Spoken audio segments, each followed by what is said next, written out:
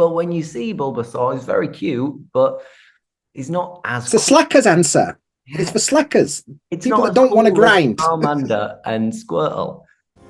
Welcome to English with Lewis. Let's go!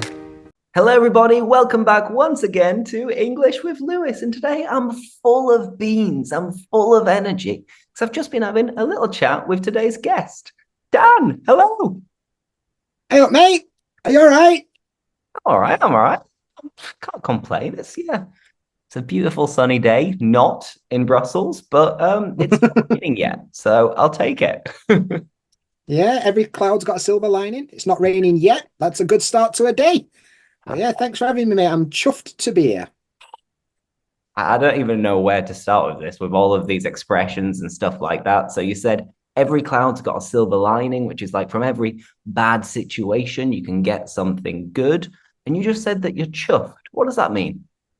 So I said I'm chuffed to be here, which is a bit of a British Yorkshire, I'm not sure, northern way of saying I'm very pleased to be here today.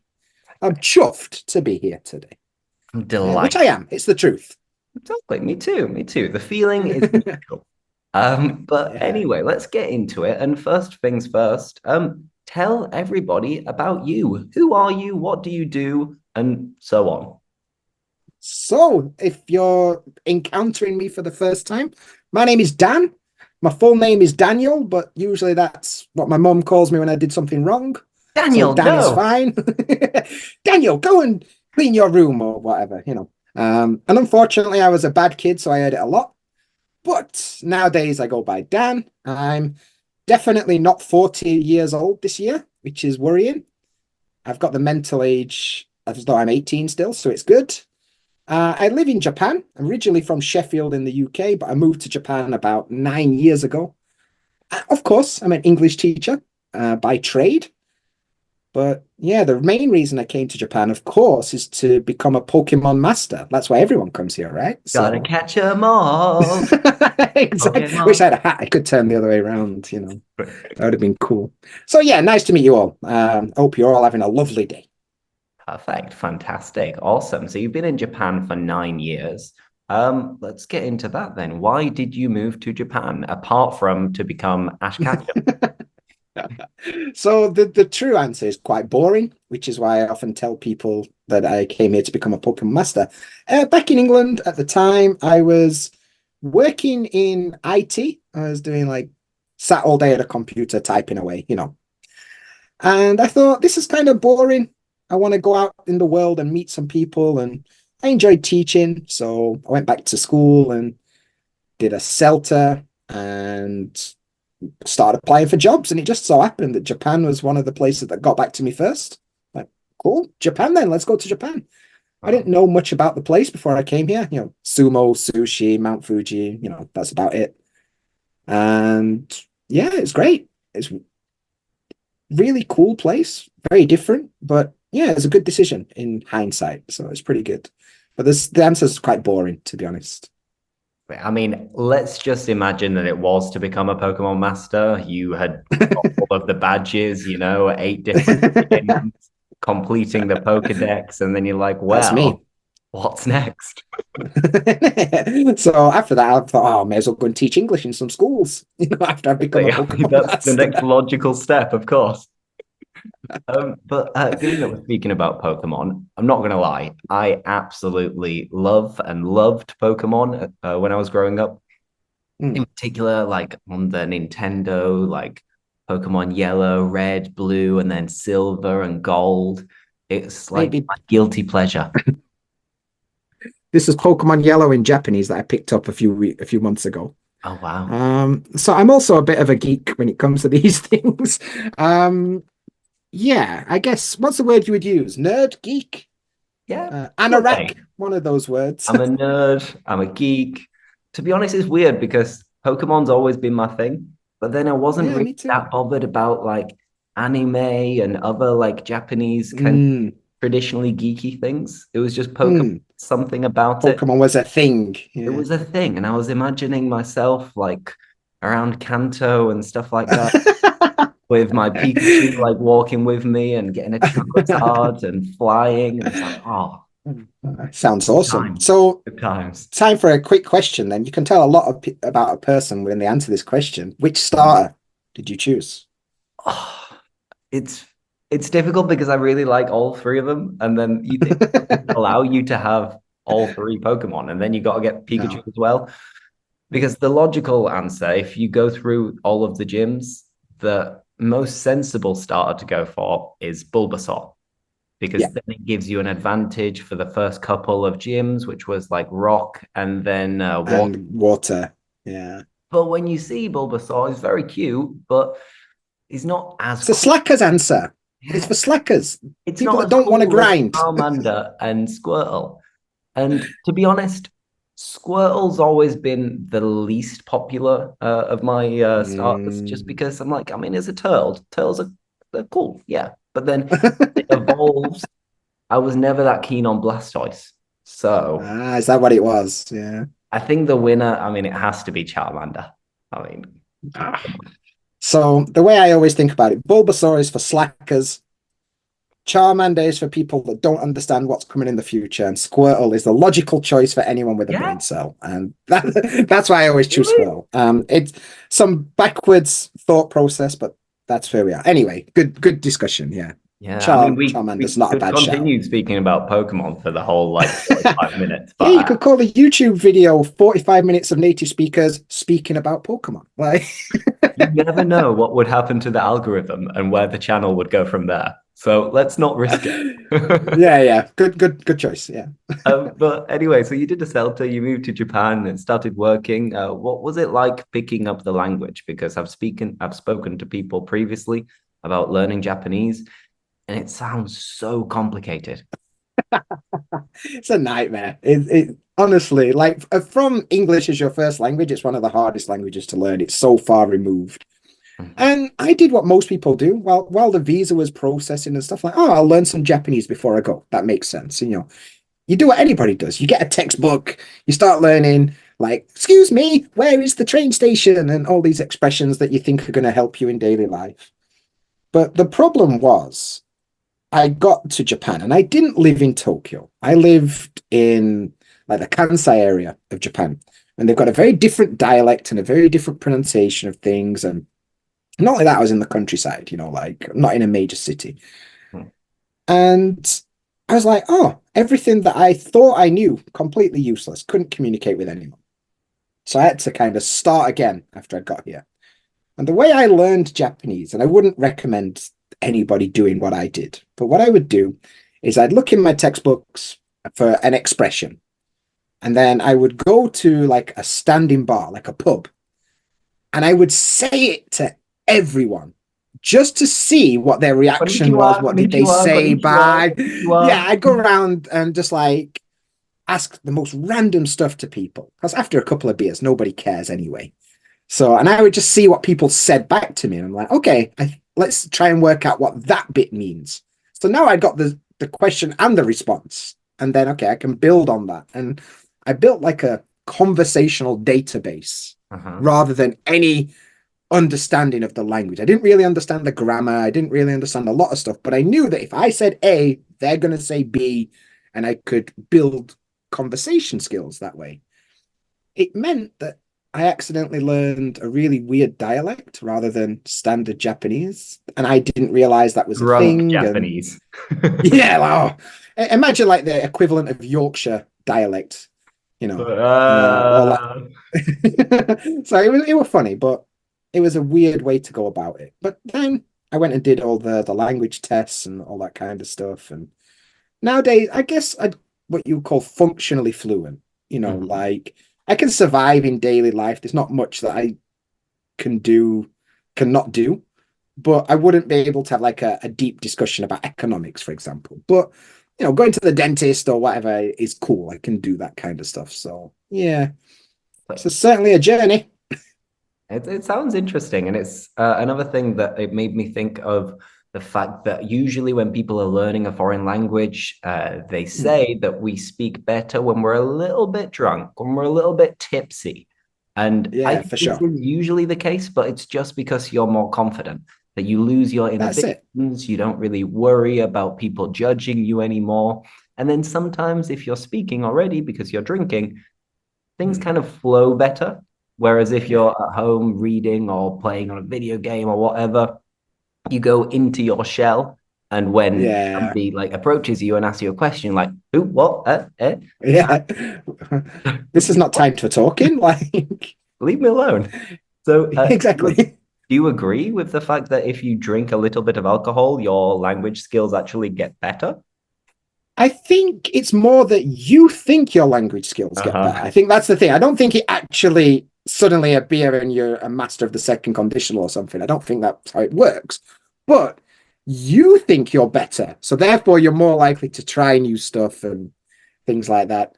And I think more than anything, it takes away that barrier of trying to talk to somebody you don't know, because you lose a little bit of your inhibitions, like you said, like Mhm. people are much more likely to talk to somebody while they're drinking than if I'm waiting for a bus, Or if we're in an elevator and it's like awkward silence, I'm not going to have a decent conversation with you.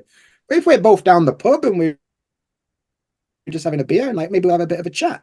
And I think alcohol, or even just that casual environment, like of a pub, for example, opens a lot of doors and gets rid of a lot of barriers to Mhm. the point where you can then feel a bit more confident. So yeah, I think it helps. Exactly. Uh, Yeah, yeah. This also makes me think of an expression, which is you fake it until you make it. You just keep yeah. trying, and if you think you're doing it well, then you probably will end up doing it well sooner or Sure. later. So just keep trying, don't give up. And if you're a bit of a nervous person, you're lacking confidence, get drunk, and everything will be Yeah. okay. This Vodka fixes everything. is the moral of the story. Get drunk. I'm not sure many teachers would be passing out that information to their students, but that's the world we live in, mate. I never said that. Never said that. I don't know what you're listening to. I did. Damn it. All right. Well, now moving on from that, just before we started recording, you told me that you had some different jobs before you went to teaching. So, go on. Yeah. Tell us about your work experience before deciding to move to Japan and becoming an English teacher. Yeah, it's even in Japan, like I've had a lot of, I mean, all under the umbrella of English teaching, but I started in conversational schools and then I moved into like public education, like elementary schools, junior high schools, and so on. Then I switched to business English. I was teaching in various companies around Japan in their sales and HR departments. And then I switched to, Instagram teaching for myself, whatever you want to call it. So even like in the 9 years I've been in Japan, it's been quite a journey. But the ironic thing is that when I was in England, the reason I became a teacher, I went back to school and did the CELTA thing, is because I didn't want to spend all day sat in front of a computer. Fast forward 9 years, I spend all day sat in front of a computer. You can't escape it. Yeah, yeah. So that's always kind of weird. But before that, I was working, like I said, in IT, which right from like technical support on the phone all the way through to like, server stuff and that kind of boring stuff. Before that, I worked in sales. So I did some sales, hated it. I don't want to do that. So I got out of that. And then I think the most interesting job I had, well, I was a bouncer for a while. That was kind of weird. Okay, interesting. And tell Um, people what is a bouncer? I guess like a security guard for maybe like I did it at like, concert venues, like a bouncer at concert venues. So and then when I finished university, because I actually, God, we're going far back. I studied at university in Hull, University of Hull, Uh-huh. and I actually studied sound recording. Like Okay. music studios, live houses, films, that kind of stuff. And then I finished my degree, and there wasn't that much work, to be honest. You had to start your own studio or whatever. So I played poker for about 2 years as my job. So Professionally. I'd go to because I wouldn't call it professional, but that was the only income I had. So I would wake up, play online poker all day, then go to the casino at night and play poker. And many a day in your neck of the woods, well, kind of Leeds, Uh-huh. going to the casinos up in Leeds and playing poker all night. And for about 2 years, probably more like 18 months, but that was my only income for about 18 Interesting. months. Yeah, this is Yes. interesting as well because I've always liked poker as well. I don't play at the moment, Ah, but I think it's very typical when you're like 16, 15 as your group of lads that you can't really go out and start drinking properly yet, or at least legally. So you can go to a legally, yeah. bar, you can buy some Frosty Jacks and some bad cider and cheap vodka, and you can Was it get like MD drunk. 50/50 or whatever it was called, you know? Something like that, and like Glen's vodka as well. And you can Yeah. get hammered, you can get wasted, you can get pissed. But Uh, then the other thing to do if you've got a hangover or you want to be a good boy is yeah. poker. And Yeah. everyone starts with Something to Texas do. Hold'em. You start Uh, shuffling, dealing, kind of trying out your poker face, and it's a good laugh. yeah. I got Yeah, it's into always good fun. online poker, but never Mm. to the extent of like actually being successful. Uh, so Success is a weird word, but yeah, yeah, I would guess if I'd have got a minimum wage job, it'd have probably been about the same, to be yeah. honest. But Well, survived. exactly. You've got to get by one way or another. And you Yeah. used an expression as well. You said your neck of the woods. What does it mean? Yeah. So it's a kind of casual way that we talk about the area that somebody is from or currently residing in. For example, me and you are both from a similar neck of the woods in the UK. I would imagine where you're from and where I'm from, it's less than 40 minutes by car on the M1, I would imagine, More or give less or take. 40 Yeah. minutes to an hour, something around that Yeah. range. So, yeah, we're from a similar area. So we could say similar neck of the woods as a nice idiom. Exactly. Perfect. In fact, my sister actually went to uni in Sheffield. So she went to uni Ah, in lovely your stuff. neck of the woods. Good choice. Good choice. Awesome. So, Where wait, did you go to uni, by the way? Sorry to interrupt. Where Liverpool. did you go to uni? I Liverpool. was in Liverpool, mate. So I worked on my Scouse accent, and now I can properly do it. It's the only accent that I can properly nail. I can do it really well. It's like, do you want some chicken? What, purple chicken, I kind of cook. I can't do it, man. I have terrible accents. I like to try, but I'm pretty bad at it, to be No, honest. no. But Liverpool is a cool city, and the reason why I didn't want to go to uni in like Leeds or Sheffield or Manchester was just because a lot of my friends were going to these unis, like Mm, in Newcastle as well. And I kind of wanted to make my own friends and not depend on the people that I already knew going to yeah, uni. yeah. And then I could also go and visit them in different cities for a weekend and then go out and have fun.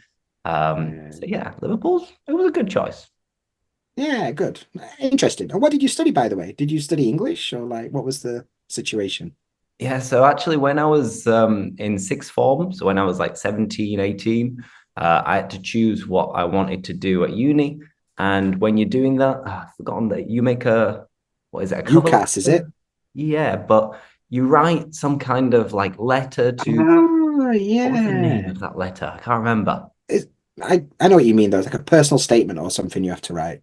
So you Anyway. write a letter that you're going to send to the different universities that you're going to apply to.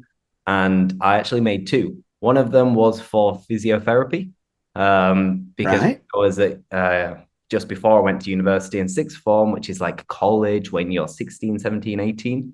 I was studying Mm. business and Spanish and biology and sport.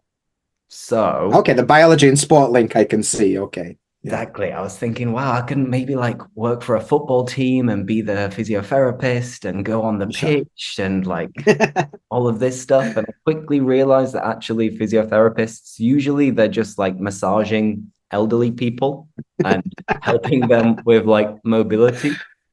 So It's not exactly what you had in mind, you know? it's not what I had in mind. So I quickly kind of veered towards languages Oh, because nice. I enjoyed studying Spanish. And when I was speaking Spanish in class, which I didn't really speak any, but I was like Mm. pretending to be Mexican. And if there are any Mexicans here watching this, it's not an insult. I actually love Mexico, Mexican culture, Mexican food, but I found it easier to impersonate the Mexican accent than like the Spanish or Argentinian or Colombian. So like, hey, hola, ¿qué tal? got my stars and just really, really over exaggerating it. And when I was doing that, it was like I was acting. It was like a drama class. So I had fun. Mm, And at the same time, I wanted to travel. I wanted to live abroad. So I thought, all mm. right, maybe I should go down the route of languages. So I wrote my like cover letter thing to do modern European languages, which Oh, okay. Yeah. Spanish as already having a base, and then Mm, Italian and Portuguese. Um, okay. the only reasons why I chose Italian and Portuguese was just because I thought it'd be similar to Spanish. So therefore, easy. Yeah, they're more adjacent to Spanish, right? Exactly. I could kind of just like change the accent and make it up as I was going along. Yeah, just start using your hand more for Italian, Like, that's how it works. che cosa? Che cosa? Um, but, Flawless. exactly. Great imitation. But the other reason, maybe I was a little bit pretentious or something, but I thought that Brazilian, Portuguese, and Italian women would be very beautiful. So I mean, people have done weirder things for the same reason, mate. I was thinking, I mean, these are people that I'm attracted to. So if I'm in those countries and I need to practice my language skills with these people, then, Big brain. love can blossom. So, Mate, you are playing 3D chess at this point. and my girlfriend is Spanish, so it Nice, works. it kind of worked. Yeah, nice. And my wife is Brazilian, even though I didn't study Portuguese, but same. Yeah. There we go. But am I right in thinking that you have some kind of base in Brazilian Portuguese? I know the bad words, of Uh-huh. course. Yeah. Yeah, it's like weird because I moved to Japan and then I met my Brazilian wife here in Japan, which is not something you would expect to happen, and of course, we communicate predominantly in English, but when you're in a three culture relationship, your language ends up being a weird mix of the three things. Uh-huh. Like there'll be certain Japanese expressions with English words. I've got the odd Portuguese word thrown in because it's easier than trying to work out what the English equivalent of it is. So, yeah, it's kind of a weird mishmash. So, probably if my wife's talking to her friends, I can probably work out 30 to 40% of what they're on about, even though I can't really speak. So, I've got a little bit. Exactly. A little Yeah. base. Nice Yeah. expression you used, which I use a lot and is very common in England and especially in Yorkshire, is what are you on about? Or I can understand what she's on about. So if you Yeah. say, what are you on about in generic standard English? What does it mean? What are you talking about? Perfect. Yeah. What is What are he you on going about? on about? Exactly. What are you Yeah. on about? Well, what are you talking about? Yeah. Or going on about if they don't shut up. Yeah. What are you going on about? Going on and on and on. And another phrasal Exactly. verb that I remember bringing up in the last one of these Oh, good. conversations was waffling on. Like, stop waffling on. If someone is Yeah. waffling on, they are going on about something for a long time without actually like getting to the point or saying anything interesting. They're just waffling on. Yeah. Chatting. I won't say what I was going to say, but you know what I was going to say. Bollocks. So who was your last interview? Was it Ash? Yeah, actually, it was like Ah, 2 days nice. ago. Yeah, he's good lad. Good lad, good lad. And he also lives in Leeds as well, and he doesn't sound like he's from Yeah. Leeds at all. No, he done. He was in Japan until about 2 months ago, I think. So I met him here in Japan. He's a good lad. Good value. I had him on my podcast as well. Complete random segue. We did a tier list of British crisp flavors. That was good. Good Okay. podcast. Which I need to ask you now, like top three British crisp flavors. What are we saying? So British crisps, just for people to know, crisps are the ones that come in a packet. In American English, they say chips, but in British English, chips are the ones that are cooked in like oil, for example, like fish Sure. and chips. So Yeah. top three British crisps flavors. First, the favorite ones are Seabrooks. So Rather than Walker's, Seabrooks all day. Yeah. Seabrooks all day. I like the crinkle cut. So then you've Yeah, got yeah, extra yeah. texture and extra flavor, and you've got those little like crevices Ridges. the salt can like stay. That Extra wasn't value for your money. Exactly. Yeah, yeah. So Seabrook, if you ever see it in a shop, give it a go. Try it out. Yeah. You won't regret it. Treat And yourself. yeah, treat yourself, you know. I do like a standard salt and vinegar. Ah, good choice. Good shout. I don't know if it'd be the number one, but salt and vinegar, like for me, ready salted is like a waste of your time and money. What's the Isn't point? it? When you But could get an extra bit of vinegar for the same price, what are you doing? Yeah, and more salt. exactly. Unbelievable. So salt and vinegar, yes, 100% is one of Yeah. them. I'm also partial to a bit of prawn cocktail. Oh, well, especially Seabrook's prawn cocktail. Yes. Yeah. It kind of burns your tongue. It's so strong, but I It love it. doesn't sound like it'd work, but it really It's does. amazing. It's amazing. And then after that, the final one's tricky. I do like moving on to Walker's sensations. I like the Oh, chili. that's a good shout. In the like Sweet chili. sweet Thai chili or whatever it is. That must Yeah. be it. And then if Yeah. we're moving on to other different types of crisps, Monster Munch. Yes, that's where I was waiting. Monster Munch. What a snack. Top tier. It's like Monster Munch. It's usually cheaper Yeah. as well, so you get more bang for your buck. You get more value for your money. Isn't Monster it? Get your Munch. money's worth with some Monster Munch. Like, you know you've eaten a bag of Monster Munch. Like, they're Totally. not messing around. Yeah. And if you're about to kiss someone or like whisper in the ear, and they can also tell that you've done it. But I think that's more of a turn on than a turn off, to be Yeah, honest. yeah. Exactly. It's a Pickled onion turn on. Monster Munch. This is nice little related to phrasal verbs. Yeah. What is a turn on? Well, if you're romantically involved with someone and they come over with their pickled onion Monster Munch breath, maybe that will get you in the mood for the next logical step in this journey, you know. So something that gets your gears going, I suppose, gets the engine fired up. Mm. Euphemisms are a great way to explain. Yeah, yeah, yeah. So if someone turns you on or something turns you on, it makes you feel sexually in the mood.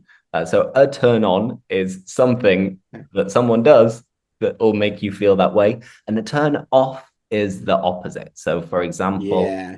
if somebody has really like dirty nails and they're biting their nails, for example, this could be a turn off. It's like, you. Like, get away from me. But let's be fair though, turn off and turn on, yes, it means like usually sexually aroused or not sexually aroused, but we can be like, oh, when I meet somebody for the first time and they just talk about how much money they make, it's a bit of a turn off. So it can just be like in terms of getting on with a person rather than something sexual sometimes, which is, but to be fair, we usually use it in the sexy way. Exactly. Sexy. Cool. Well, I think that's a good moment to change the discussion and change the avenue. Wise. Slang, British slang, Yorkshire slang. Dan, this seems to be what you're focusing most on at the moment with your content. Yeah. First, how come? And yeah, how did you end up focusing on British slang and Yorkshire slang and not the generic English? So yeah, of course, there's a world where the generic English is very important, but there's a million people doing that. You know, everybody's doing it. So my experience moving to Japan and not being able to communicate with the people around me because I learned Japanese from a textbook, but nobody actually spoke that way. They didn't use those words. They didn't communicate in that way. And struggling to kind of match up what I'd learned and what was real was so hard. There's no textbooks teaching you like these weird expressions that we actually use in daily life. And let's be honest, it's like British English is proper weird. We do a lot of stuff that doesn't make sense. And I don't think there's enough people out there kind of shining a light on it. I'm not saying when I make posts about slang, a lot of people are like, oh, it's too casual. I'm not saying you should replace all of your, vocabulary with weird British slang, but I think you will encounter this stuff if you spend time around British people. And nobody's teaching you what it means. So how are you supposed to understand it? And I think that's why I focus on it so much, because I struggled with the Japanese side of that so much. And I don't want people to struggle. I wish there was a resource. I wish there was like a Japanese version of me that was out there teaching the slang when I came to Japan. So kind of trying to fill that gap. And me personally, I'm a very casual kind of guy. I'm not a formal person. I'm probably the least professional person you're going to meet most of the time. But I love to connect with people on a basic level, on a casual, let's be friends level. And that language that you're going to encounter is full of colloquialisms and slang. And if you move to the UK and you want to really connect with the people around you, if you add just a little bit of like their secret language, they're going to connect with you so much more than if you're really formal in a casual situation, for example. So I think that's kind of the logic of what I'm trying to do. No, it's good. You're filling a gap in the market, and a lot of people don't teach a lot of phrases that we use in our day-to-day of British English slang, or people will do it like from time to time. But this is your niche. This is what you're fully going in on. And on that note, if somebody is looking to really focus on their British English slang, Dan, how can people find you, and what is it that you're offering to these people? Oh, yeah. We should have probably mentioned how people can find me about 30 minutes ago. But, I'm on Instagram and podcasts and YouTube and stuff. Brit Speak is the name I kind of went under. So Brit as in Britain and Speak as in the thing I'm doing right now. I also have a free British slang guide. It's like an A to Z of British slang that I'd love to invite your lovely audience to download for free. The link is in the show notes. So if you go to britspeak.co/British-slang-guide, it's a bit long. I'll send it you and it'll get you up to speed with the most commonly used British slang words. So, yeah. Right. Awesome. So that being said, let's go over some of your favorite British English slang words. And what I want to do is let's make this interactive and fun. So I'm going to play the role of the learner, of the contestant, and I want you to describe some of these terms to me. Give me some clues, and let's see if I know it and I can guess it. Fingers crossed. All right. Sounds good. So we'll start with the easy mode, Like the first level on Mario, it's pretty easy. We're going to start there. Let's imagine I go to a job interview and I'm really excited about this job and I get an email. It's like, we're sorry you didn't get the job. And I say to my mate, oh, I'm so... what do you think? Am I right in thinking it begins with a G? It does begin with a G. Yes. I'm so gutted. Oh, I'm gutted, yeah. We were really like guttural. Gutted, really gutted. Yeah. Oh, mate, gutted. So that Yorkshire you came out really good there, Lewis. Exactly. Gutted. Yeah, spot on. That's one for Lewis. Good job. Good job. Yes. Okay. Nice. So the next thing then is, let's imagine that I did get that job and I'm, over the moon, on cloud nine, whatever idiom you want to use. But in Yorkshire, we're not going to say that probably. What would we say? Am I right in thinking it begins with a C? It certainly does. Yes. And for our viewers, if you were paying attention at the beginning of this, I think Dan might have used it. And it is that certainly did. Chuffed. I'm chuffed. If you're chuffed, but chuffed. If you're a bit more than that, you're chuffed to bits. Chuffed to bits. Yeah, even more. Even more. Good. Okay. Yeah, nice one. A note on that. I wasn't sure where you were going with that. I was like, chuffed? Like, no, I've answered it. Well, yeah, there's always that 1% more, Lewis. You can go just a little bit further. And that makes me think about being scared. Of course, if you're very scared, you can say petrified, terrified, horrified, and so on. Or you can add a little bit to the end of scared to show that you are so scared that you're like paralyzed, that you cannot move. You are scared? To death? Scared to death. That's one. The one I was going for was to be scared stiff. Yeah. Scared stiff. Like you're so scared that you can't move. Exactly. Like you've just seen the price of a pint in London and you're scared stiff. What a rip-off, right? Oh, I always have to get a little dig in at Southerners when I come on people's podcasts. So I Lovely. apologize in advance. It's all welcome here. So that we've got two. We had gutted, we had chuffed. Let's do three Okay. more. Okay. So let's imagine that I want to express that I have been doing something for an extended period of time. I've been working in that company for 20 years.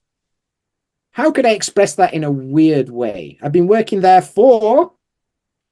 So things that come to mind, generic way for ages, of course. We could also say, which is quite an old-fashioned expression, for donkey's years. Yeah, for donkey's years, Yes. which is a weird expression. I don't know why the donkeys live a long time. Is that what it is? Like Maybe. somebody will know the answer. But yeah, for donkey's years. I've been working there for donkey's years. Another one I was going for. So I had these three options: ages, donkey's Sure. years, and the last one was yonks. Yeah, that's another good one. That's in the slang guide. Yonks. Yes. I've been there for yonks for a long Ages, time. mate. Ages. Good one. Very good. Okay. So let's build it up a little bit and make it a bit more in depth, shall we? Because I Okay. think these ones are really common. The next one, then, I would say as British slang and specifically Northern Yorkshire expressions, right? If something doesn't go my way, something bad happens, but you want to tell me, look, Dan, don't worry about it. But everything will work out. What would you say? I could say, of course, don't worry, no worries, chill out. I could also maybe say, it's like, it'll be all right. Which is very similar to this expression over here. Berate. So this, Berate. I think this is more of a South Yorkshire thing than it is like a West Yorkshire thing. So Which is Sheffield, crazy that it's so different with just 20 miles. it's just a stone's throw away. It's so close. Yeah. But in like Bradford, Leeds area, instead of saying rate, we'd say right or all right. Yeah. But just like Be right. Yeah. it'd be right. Be all right. So be right Mm. or be all right would be the more West Mm. Yorkshire. And then I think Mm. more South Yorkshire would be hey, be right. Hey, berate. Be right.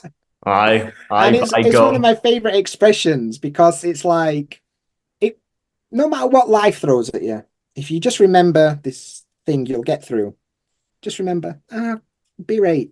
You're right. It's just beautiful. Oh, a bit Like, Italian, that. Beautiful. Bellissimo. Okay, very good, very good. Now, I'm going to give you a chance to try and stump me with a bit of British slang. What do you think? What is your go-to in terms of British slang? My go-to, I think the one that I use quite a lot that's on a similar kind of line to chuffed and gutted as just adjectives that we use a lot is one that this one's very common and it is when you're excited. You're really excited, you want to do something, you're looking forward to it. You could say that you are. I'm going to say, is it related to a honey-making insect? It is related to a honey-making insect. I am buzzing. I am buzzing to do that. Yeah. Buzzing. Yeah, absolutely buzzing. Yeah, it's like seeing Sheffield United get relegated. I were absolutely buzzing as a Wednesday fan.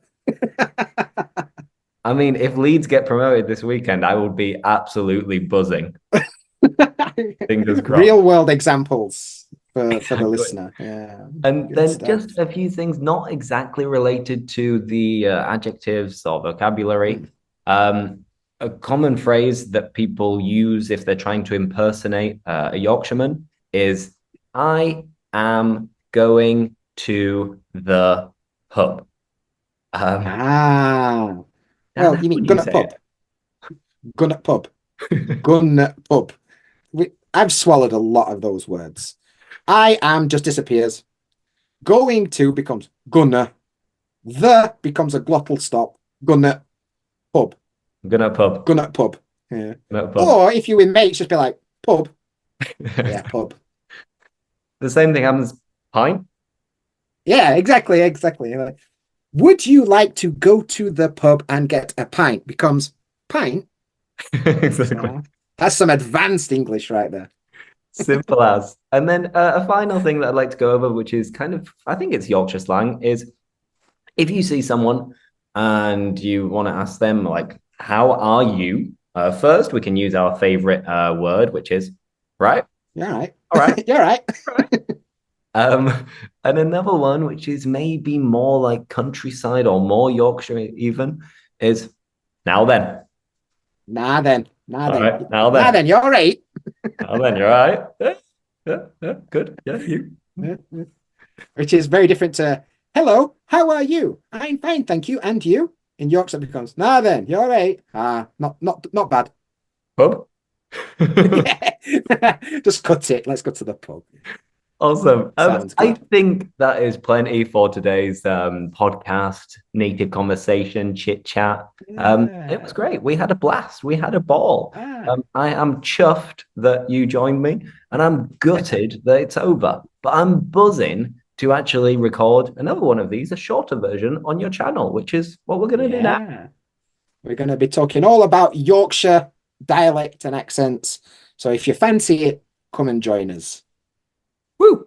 So on that note, it's a lot, Dan. Thanks everybody for watching, listening. If you have any questions for either of us, let us know in the comment. Don't forget to like as always. And yeah, you can also download Dan's A to Z British English slang guide, which will be in the description below. So yeah, thanks again and see you next time. Thanks for watching. Like, subscribe, and see you next time.